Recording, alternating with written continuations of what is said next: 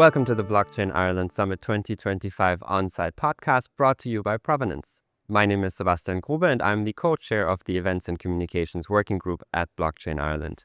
With me now is Dr. Lisa Cameron, president of the Financial Club and former UK parliamentary member from 2015 to 2024. Welcome, Lisa. Thank you so much for having me. Thanks for being here. What brought you to Blockchain Ireland Summit in 2025 and why now? Yeah, so they've asked me to speak today about the regulatory landscape. It was a lot of work that we did in the Parliament in the UK, starting the first group on cryptocurrency and digital assets, looking at blockchain technologies and the use cases. And then part of that work has been engaging with members of parliament across Europe, in the US, really globally now. I'm chairing a new global legislators forum in digital assets and looking at the different regulatory positions of different countries and jurisdictions and how that impacts the industry and the sector. Amazing. And you've shifted from politics to president of the Financial Club. What has that shift been like, still being involved in the regulatory conversation? Yeah, I mean, it's a real privilege to be president of the Financial Club. It's based in the US, but it is a global organization, and we're helping to connect legislators, the sector, businesses, and regulators together for important discussions about how we take the sector forward in a very positive way.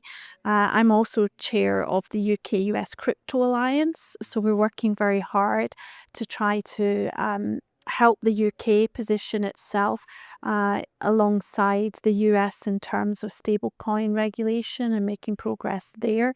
And we actually heard quite a bit about that this morning in terms of perhaps there might be, even in the EU, some revision of MiCA to address the stablecoin issue at present.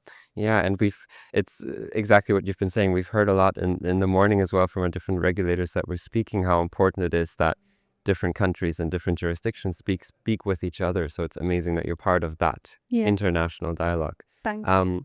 What is a person or a topic of the conference today that struck you, that you found interesting? Yeah, so the discussion from the founder that we had just a minute ago, I mean, I'm not going to mention names, but he he said that basically he'd set up his company. He's based in Ireland, but he had to set it up in Singapore, and that's to do with the kind of burdensome regulatory framework in the EU currently. And I think that's a shame. I think, we need to do far more. So that's the message that I took from that we need to engage more regulators, more members of parliament. We need to make sure that the EU and the UK become competitive again in this landscape. And I think there's going to have to be, with the US moving forward under the new administration, there's got to be some revision of the work we're doing in regulation so that founders like that person, an extremely talented individual who wants to base themselves in Ireland, can actually set their company up here too. And that the jobs and the benefit of that can stay within Ireland. I think that's really important. It's important for the EU. And I think a similar progress has to be made in the UK as well. Mm. It is, yeah, it's the role of regulation that comes to the foreground there. And are you bringing in talent? Are you allowing for that clarity that we've heard that word a lot today during the Yeah. conference, for people to be able to put their roots down in often where they're from? Um, what are you focusing on at the Financial Club for 2025? What are the goals? What are the big dreams that you have? Yeah, so we've been doing so much already this year. We are partnering with Money 2020 in a couple of weeks' time in Amsterdam. And we're moving from there just subsequent to the conference straight to the European Parliament to engage the members of the European Parliament in a dialogue about the very issues we've been discussing this morning here at this fabulous Blockchain Ireland conference. And I'll be imparting to them what I've heard, that actually founders who are based in the EU want to be able to set their companies up here. And it's very important that the regulation supports them and supports innovators. We also have a meeting at the European Commission just after the meeting at the European Parliament, and then we're back in the House of Lords in June, and we're welcoming Chairman Pham over from the US administration to speak about alignment between the UK and the US in terms of stablecoin regulatory processes. So we've got quite a full year ahead, and I also hope to take a delegation of members of Parliament from the EU and UK over to Washington as well to meet with Brian Quintenz when he starts later this year to talk about. This is a global industry, so we're going to have to look at global shared standards at some point, and interoperability is going to be very important. So I want to just really harness these dialogues so we can take these issues forward with everyone involved. That's amazing. And the fact that you're kind of collecting the impressions and the experiences from the conferences that you're attending, I think is such a crucial point, because often these conversations are had kind of in a lofty place, and it's great that you're bringing in the actual experiences from founders. What is your approach there in terms of collecting the experience and bringing these conversations to the tables that you're sitting at?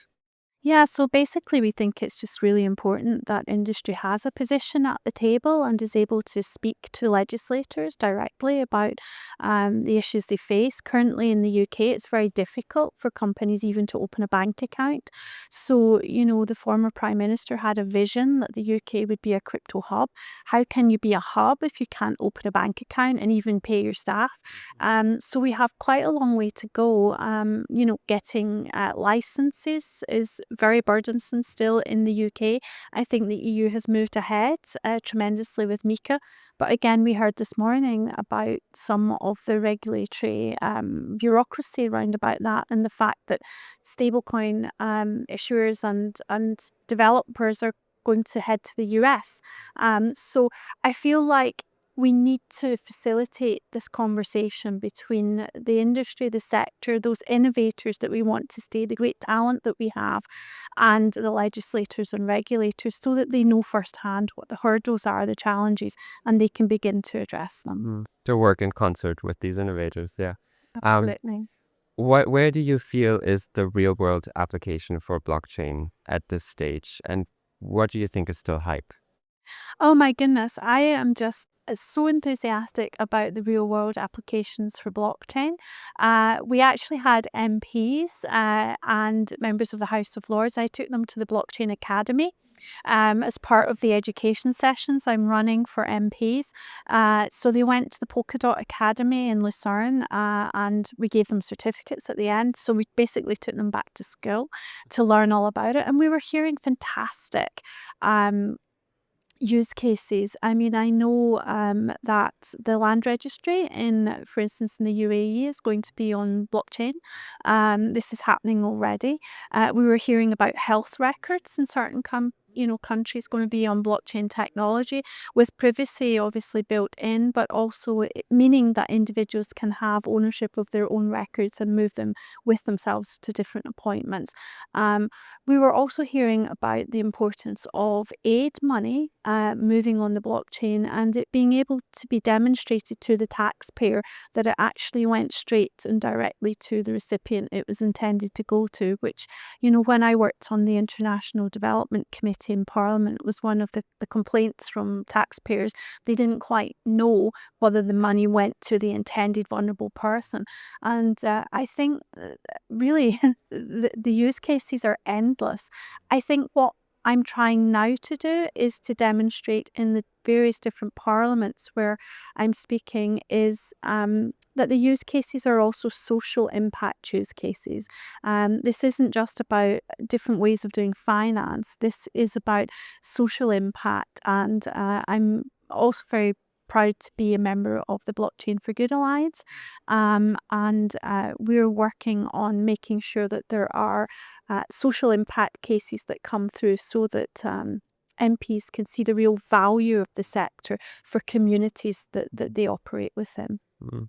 So I'd love to hear a bit more about the social impact use cases. I think that's very fascinating. What are you finding in that space? What are some of the examples? Yeah. So basically, I mean, a lot of kind of use of blockchain technology for people to have more ownership of their own data.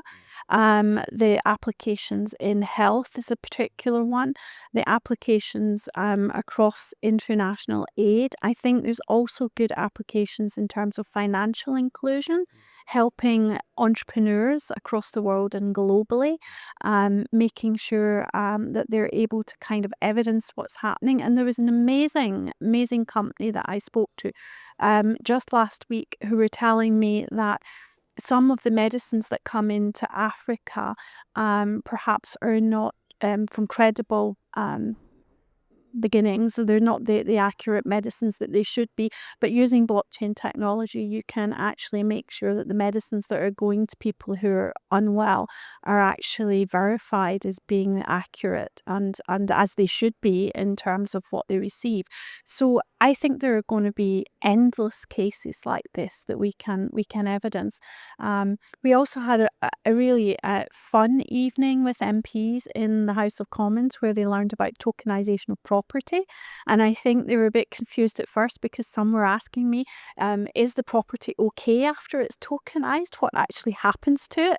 And perhaps they thought, I don't know, that it sort of tampered with the foundations or something of the property to be tokenised.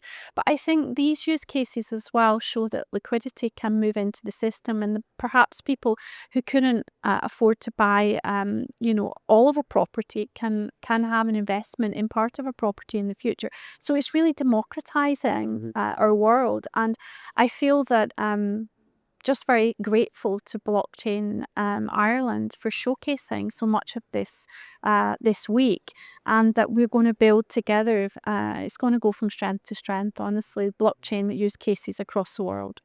The technology is here to stay, and we've known that in the sixth iteration of the summit. Yeah. Absolutely. The last question, Yes. because we're running out of time. If we're having this conversation again next year, which hopefully you'll be here again in 2026, what do you think, or what would you like and hope has changed in the space? Yeah, so I hope that we'll have had impact through our sessions in the various parliaments. We were in the UK Parliament, as I said, a bit later this year. I've just come from last week speaking in the Senate, where we had 60 MPs talking about digital technology, all coming together in Spain and Madrid. And then we're going to be in the European Parliament as well. So by next year, I'd like to see the governments speeding up the progress they're making on regulation, making it light touch regulation that harnesses the power of these innovators we heard from this morning at this summit, who want to stay in the EU and the UK and don't want to have to move their businesses elsewhere. We have to make that happen for them. Yeah. Thank you so much. Thank you, Lisa. It was a pleasure to have you and have this chat with you. Thank you so much. Thanks.